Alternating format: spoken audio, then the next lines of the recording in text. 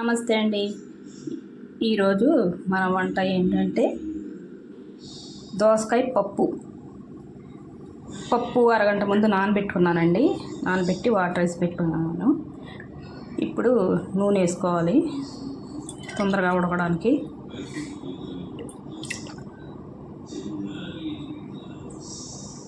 టమాటా కూడా వేసుకుంటున్నాను. దోసకాయ, టమాటా ముక్కలు, పచ్చిమిర్చి ముక్కలు,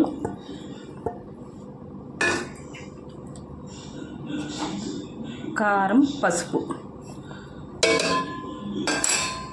వేసుకొని 4-5 విజిల్స్ రానివ్వాలండి. పప్పు ఉడికిపోయింది ఫ్రెండ్స్.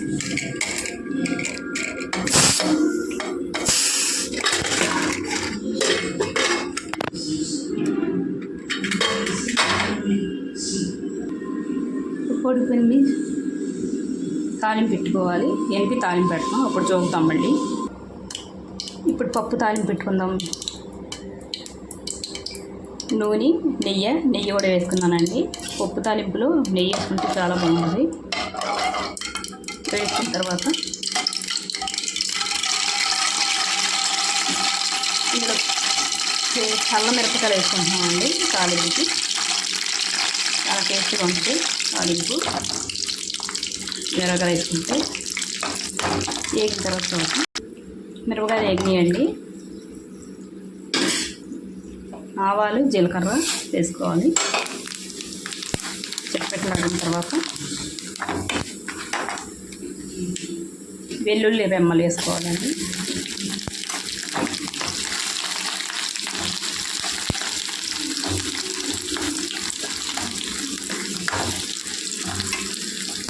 కరివేపాకు,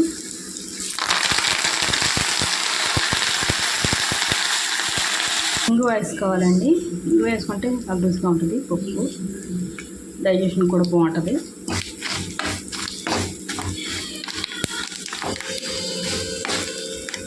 తాలింపు వేసిన తర్వాత చూద్దామండి. తాలింపు వేస్తానండి. రాని వాళ్ళు చూసుకొని చేసుకోండి. పప్పు ఎంతో టేస్టీగా ఉంటుంది. ఇంతేనండి వీడియో నచ్చితే లైక్, షేర్, సబ్స్క్రైబ్ చేసుకోండి. థ్యాంక్స్ అండి.